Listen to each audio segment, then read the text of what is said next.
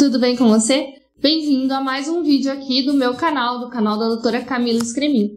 Se você não me conhece, já falei, meu nome é doutora Camila Scremin, eu sou especialista em harmonização facial, sou professora de harmonização facial presencial, online, especialização, imersão, residência e tudo mais que você imaginar. E eu sempre trago conteúdos super relevantes aqui no canal para você que é profissional e quer aprender mais desse mundo da harmonização facial. Então já aproveite, se inscreve aqui no meu canal, dá um joinha no nosso vídeo e clica no sininho do YouTube, porque sempre que tiver conteúdo novo aqui, você vai receber notificação se você tiver ativado o sininho. E mais importante, se você tem algum amigo que vai gostar de receber esse conteúdo, clica no compartilhar e manda lá para ele, que é super importante pra gente que produz conteúdo, beleza?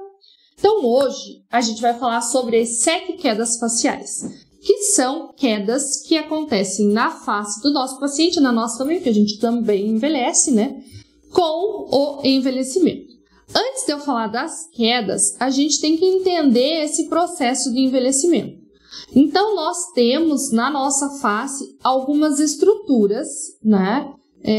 E essas estruturas envelhecem, né? Eu sempre digo que a gente nasce envelhecendo, porque nasceu no minuto seguinte está um minuto mais velho, né? Então, nós temos lá de baixo, lá a camada mais embaixo, nós temos o osso. O osso sofre um processo de envelhecimento através do processo de desremineralização. Então, ele vai sofrendo um remodelamento ósseo e ele vai ficando mais, entre aspas, fino. Deixa eu explicar o que é esse entre aspas. Ele vai alargando. Então, deixa eu pegar o Zé aqui. O Zé é meu esqueletinho de plástico, meu crânio de plástico. E ele me permite explicar as coisas. Deixa eu pegar uma caneta também. Onde está minha caneta? Aqui, minha caneta. Então, ele vai tendo um alargamento da região da órbita. Então, vai alargando. Com esse alargamento, o osso do zigomático vai ficando mais estreitinho, mais fininho. A gente também vai tendo um arredondamento desse ângulo. Então, esse osso aqui também vai ficando mais fininho, mais estreitinho, que é o osso da mandíbula. Também vai perdendo a altura do osso nasal. Vai perdendo profundidade aqui, vai ficando mais fundo, né? Vai ganhando mais profundidade, não perdendo aqui do osso da maxila. E os dentes também, essa estrutura aqui que é larga, ela vai ficando mais fina porque as raízes vão rodando para trás e os dentes vêm rodando para frente. Então, vai ficando essa tábua óssea aqui mais fininha. Isso são, assim, os processos maiores de envelhecimento no crânio, tá? Mas, basicamente, o crânio, ele vai diminuindo, ele vai se remodelando. Em cima do crânio, a gente tem a gordura profunda, tá? A gordura profunda são coxinhas de gordura que acolchoam a nossa face, e esses coxinhos de gordura são o que primeiro perde volume no envelhecimento, principalmente o coxinho de gordura que está localizado nessa região aqui, tá? Que é o coxinho do malar profundo, de medial cheek fat, em inglês, tá? E esse coxinho de gordura aqui é o primeiro que você vai perder volume. Então, o paciente ali com 20, 25 anos já perdeu. Se você olha o seu paciente de perfil, você vai ver que ele é amassadinho aqui. Eu sempre falo para os meus alunos testarem, colocar o dedo aqui e ver se tem alguma coisa. Em mim tem ácido hialurônico, tá? Mas quando põe o dedinho aqui, sentir. Se sentir o osso, é porque precisa reestruturar, tá? Então, em cima do osso tem a gordura profunda que é perdida rapidamente. Em cima da gordura profunda a gente tem o SMAS, Sistema Músculo Aponeurótico Superficial. O que é esse sistema? É basicamente músculo, fáscia e ligamentos, tá? Então, os nossos músculos. Os nossos músculos, à medida que a gente envelhece, a gente tem duas coisas que são bem características. A discordância dinâmica. O que é isso? Os músculos, né? A gente tem sempre dos dois lados o músculo, né? Então, por exemplo, aqui tem o zigomático menor, aqui também tem. Então, eles vão ficando discordantes. Eles vão fazendo movimentos diferentes de um lado para o outro. Então, há essa discordância dinâmica. E há uma hipotonicidade ou uma hipertonicidade, dependendo do músculo. Então, tem músculos que ficam muito mais fortes com o envelhecimento e músculos que ficam muito mais fracos com o envelhecimento, tá? Há essa contradição aí. Então, tem músculos que vão apresentar uma flacidez muito grande e outros que vão ficar com aquela expressão estática de contração. Então, tem gente que você olha e parece que aquela pessoa está sempre brava. Mas não, essa expressão estática de contração. Então, a gente falou do osso, da gordura, do SMAS. Em cima do SMAS, a gente tem a gordura superficial, a tela subcutânea, que é o nome hoje em dia. A tela subcutânea são vários coxins de gordura na face que também envelhecem, tá? E esses coxins de gordura, eles recheiam a nossa face.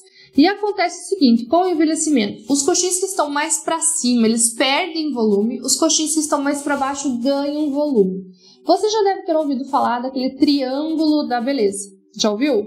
Se não, eu vou te explicar o que é. Quando o paciente é mais jovem, a maior distância lateral, né, a maior distância lateral da face é a distância bizigomática e afunila com o queixo do paciente. Então, é um triângulo de base invertida. À medida que o paciente envelhece, a maior distância da face fica os gônios e fica um triângulo de base normal. Então, por quê? Porque os coxins de gordura ganham volume nessa área da face, tá? E por cima disso tudo, a gente tem a pele, tá? E a pele envelhece também apresentando manchas senis, telangiectasias, atrofia, afinamento, tá? E uma série de outras coisas, como craquelamento, como perda da elasticidade do tônus, que a gente pode conferir todo dia no espelho, infelizmente, tá? Bom, então eu tenho um processo de envelhecimento muito notável. Esse processo acontece em todo mundo igualzinho? Não. Por quê? Porque eu tenho uma quantidade de gordura, de músculo diferente da tua, que é diferente do seu marido, que é diferente do seu amigo e assim por diante. Mas esses processos acontecem em todo mundo, dada as suas, diferenciando entre as suas características individuais, tá? Então, todo mundo vai envelhecer, não tem o que fazer.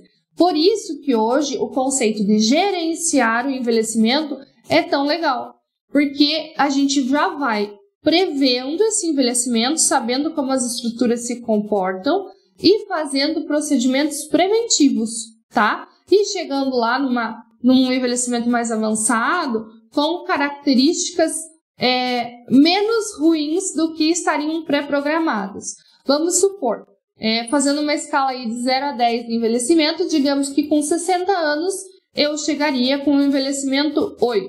Tá, mas como eu faço procedimentos, estou gerenciando o meu envelhecimento, eu vou chegar com um envelhecimento 6, tá? Então, eu sempre brinco que gerenciar o envelhecimento é igual passar protetor solar, tá? Então, você passa o protetor solar e daí você vai pra praia. Daí você volta pra casa e ainda teve uma queimadurinha. Você fala, nossa, que droga, esse protetor solar não funcionou.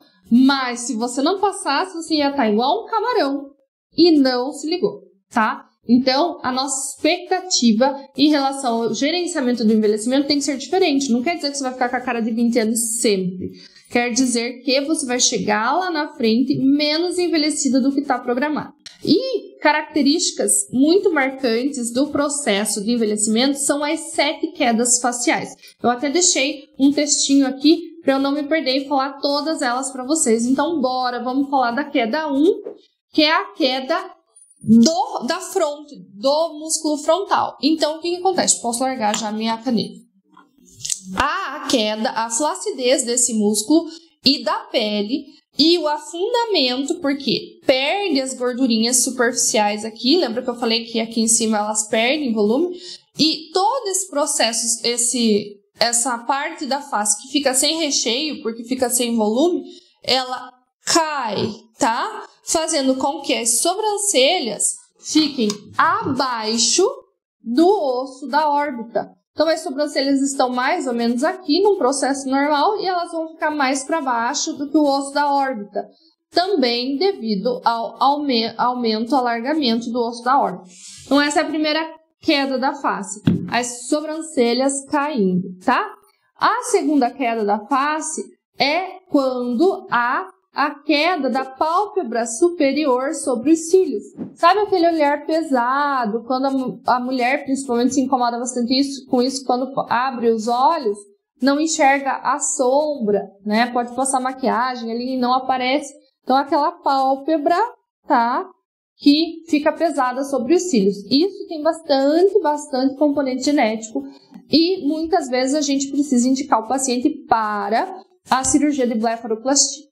Terceira queda, o complexo da pálpebra inferior, que forma aquele Y na face. Então, tem um ligamento aqui e um ligamento aqui, que forma esse Y e fica bem marcada a face, como se fosse um risco, tá? Eu já tô ficando assim, preciso me atender. Conheço o endereço de uma harmonizadora excelente, no caso eu vou me atender.